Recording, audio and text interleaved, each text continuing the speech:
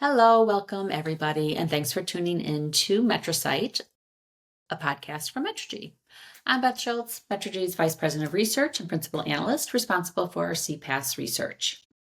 Yeah, and hi, I'm Diane Myers. I'm the Senior Research Director responsible for market forecasting and market shares, vendor rankings. These reports are part of our annual MetriCast service, which is a deep dive on the markets for different technology categories comprising the customer experience and workplace collaboration markets. Right, and so today we're here to talk about one of our latest MetriCast deliverables, and that is the 2024 CPaaS MetriRank report. And this one follows on the CCaaS MetriRank report that we published earlier this year. And if you want to go back and listen to what we said about CCaaS market, you can check out episode 67 for a recap on the top providers in the cloud contact center market. Okay, so before we share highlights on the CPaaS MetriRank, let's just talk a little bit about what CPaaS is, adoption, and then market sizing. So in terms of how Metrigy defines CPaaS, we really look at it as a development platform or a low-code, no-code solution, all about bringing communications functions like click-to-call and SMS messaging. Those are the very basic ones for things like appointment scheduling, notifications, etc.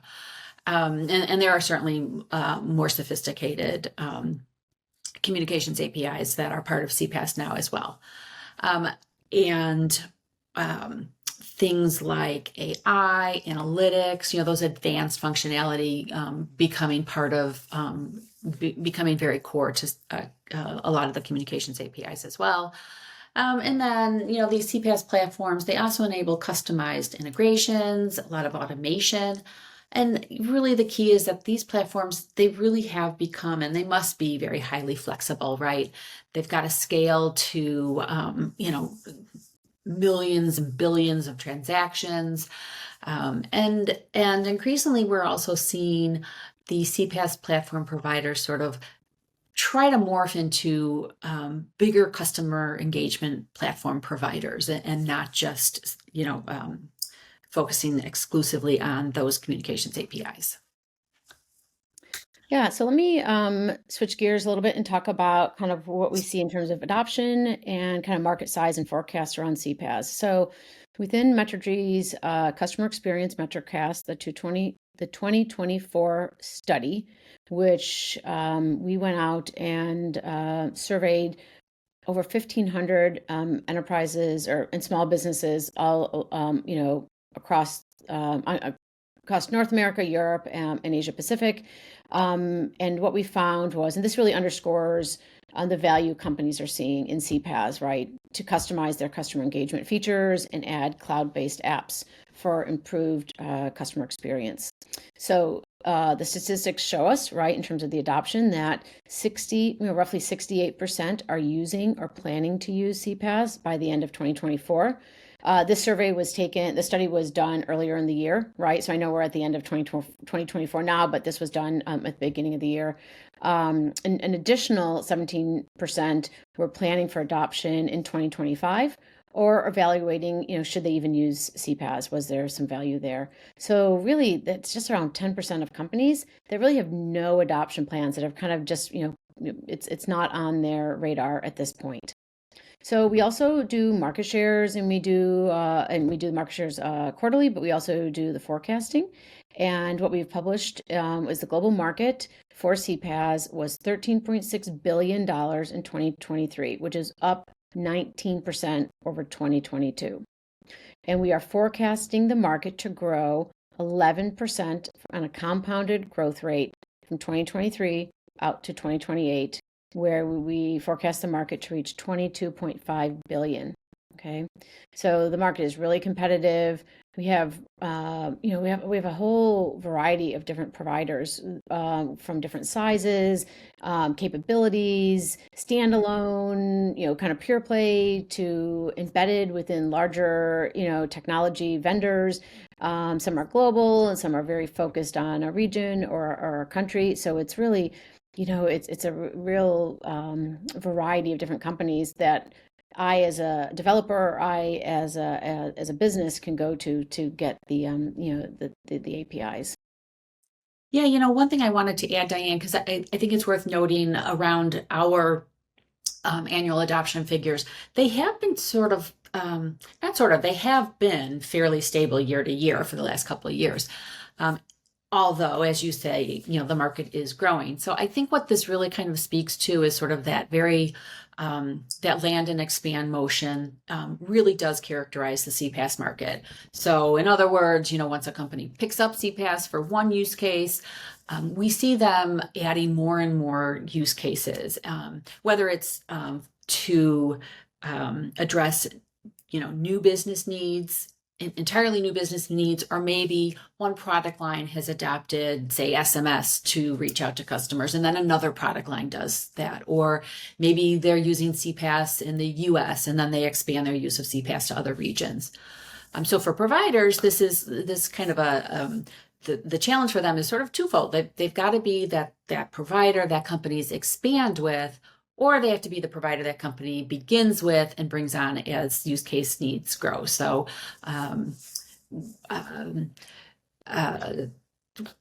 we've seen, as I said before, then one of the things we've seen CPaaS providers do as they expand and as they try to capture more of that enterprise attention is to move up stack and to become more full-fledged customer engagement platform providers, and then also expand into new regions. And then others are growing by acquisition. Anyways, before we run down which CPaaS providers made our ranking and why, we should talk about the methodology. Diane, you wanna take that over?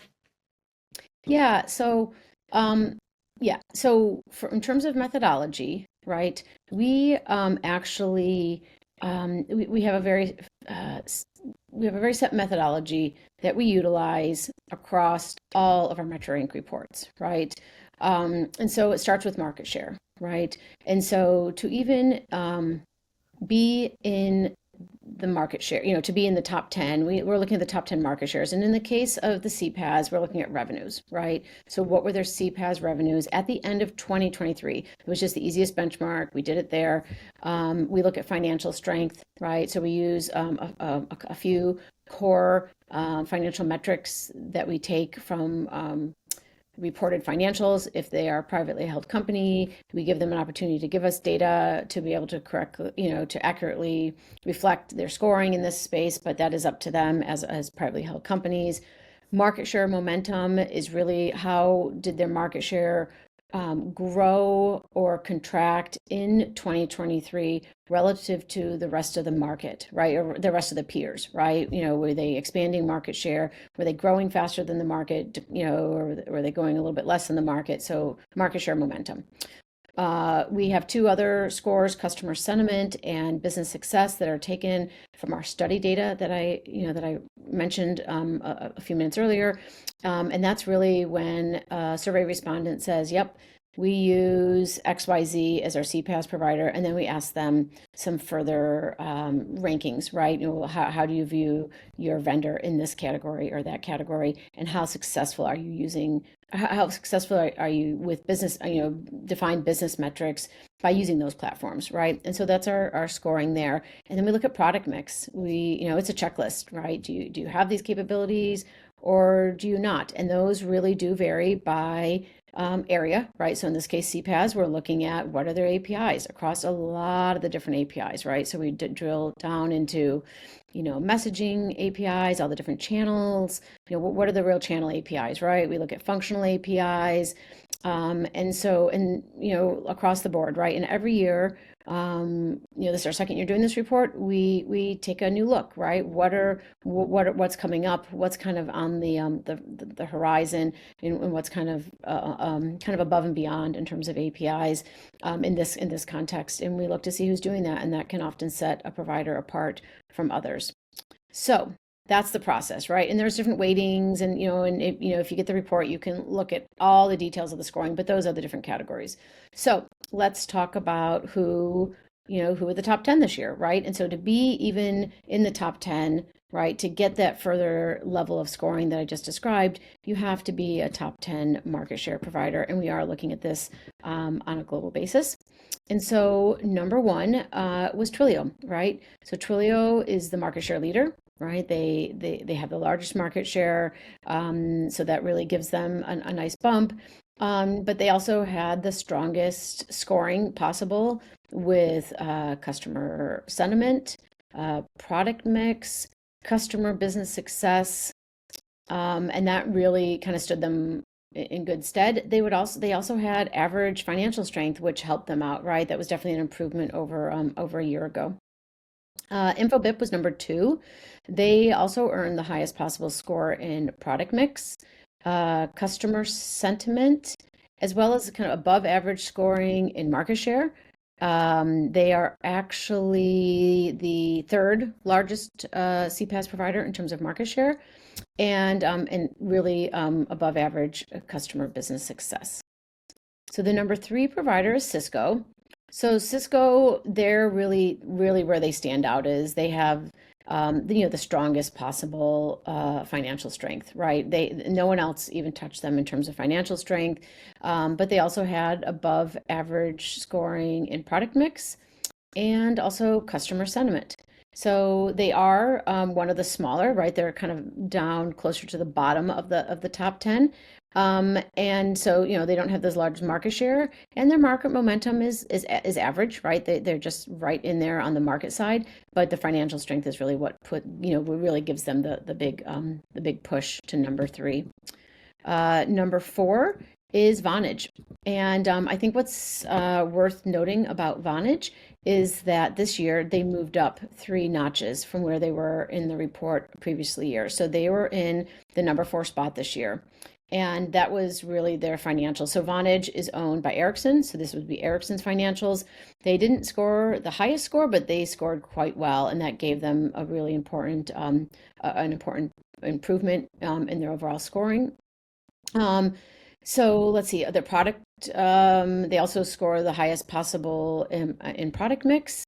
And also they scored well in, let's see, customer sentiment, so above average on the customer sentiment. So, a combination of all of that really did well, and put them into a nice, strong 4th position. So let's round it out with number 5, and that's Cinch. So Cinch rounds out that top 5, and they are the 2nd largest CPaaS provider in terms of market share. They have above average positioning. Well, first of all, they have the highest possible score in product mix, right? So they're the 2nd largest market share. They have the highest possible score in product mix, and they are above average in terms of customer business success and market momentum. So really, they're doing quite well. There a couple areas that kind of drop them down, but overall they've got the product.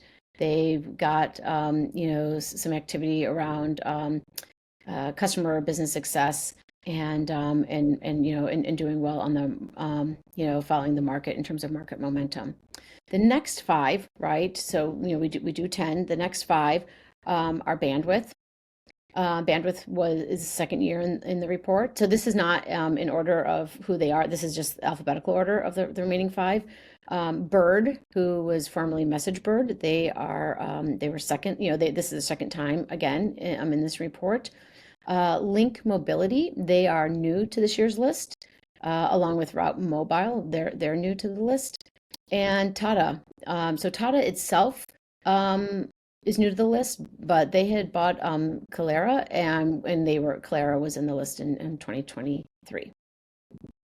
So Diane, thanks for running down those the down and dirty details of why those top five made it, and then fleshing out the rest of the list for us. So as Diane pointed out in the top in that bottom five of the top 10, a lot of those companies did carry forward from our 2023 ranking.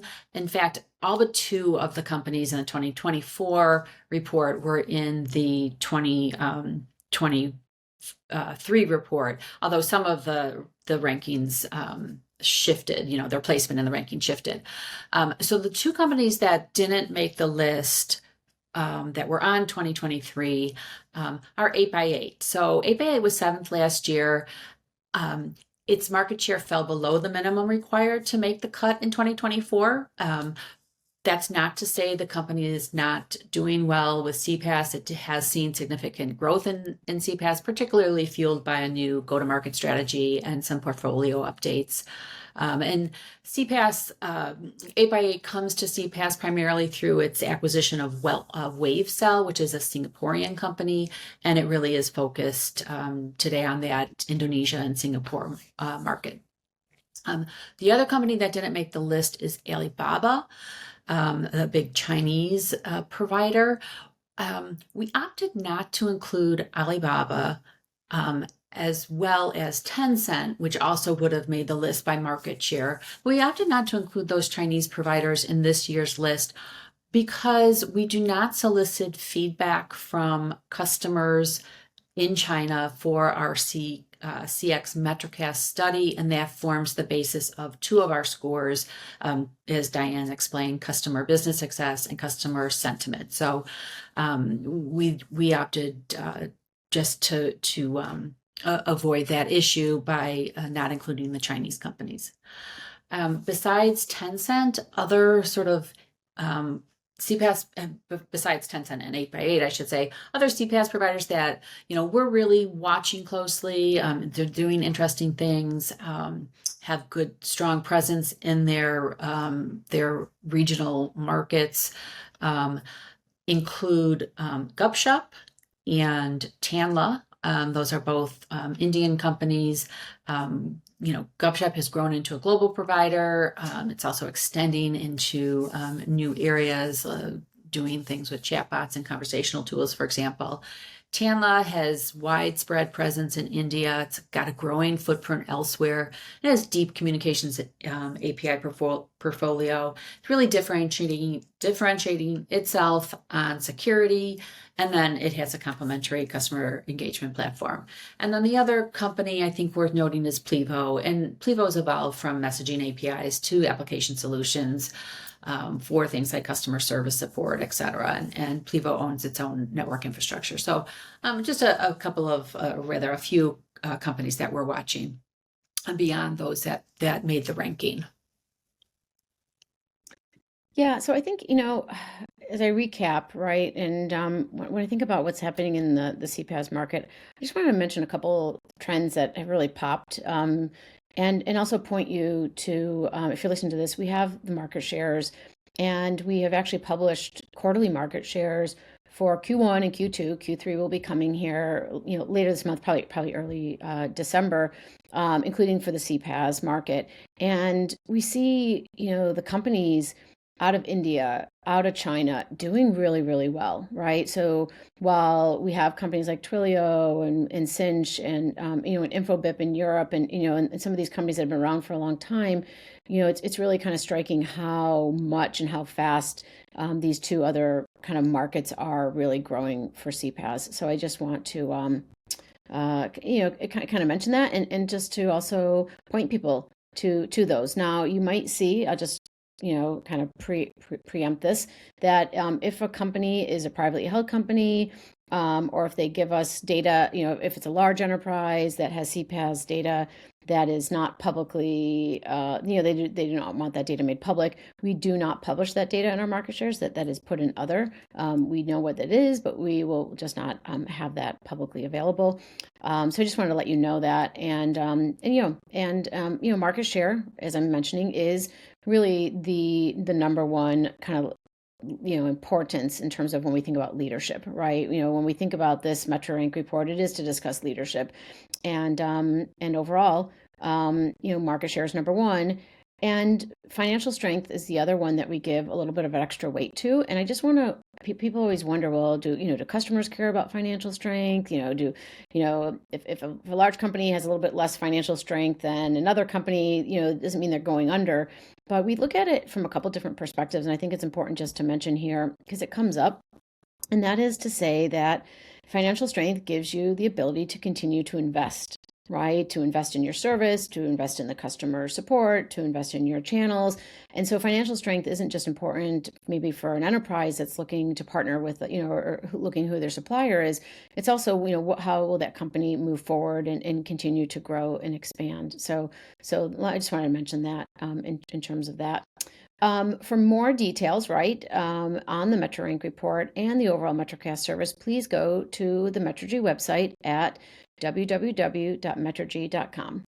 So next up, we are within the MetriCast study is that we will be publishing UCAS MetriRank and our Q3 market shares for all of the CX area, and we're also finalizing and getting ready all the collaboration market shares and updated forecasts. So that's what's coming before the end of the year. So thank you, Diane, for sharing all about the CPaaS MetriRank report, sharing what's coming up, etc.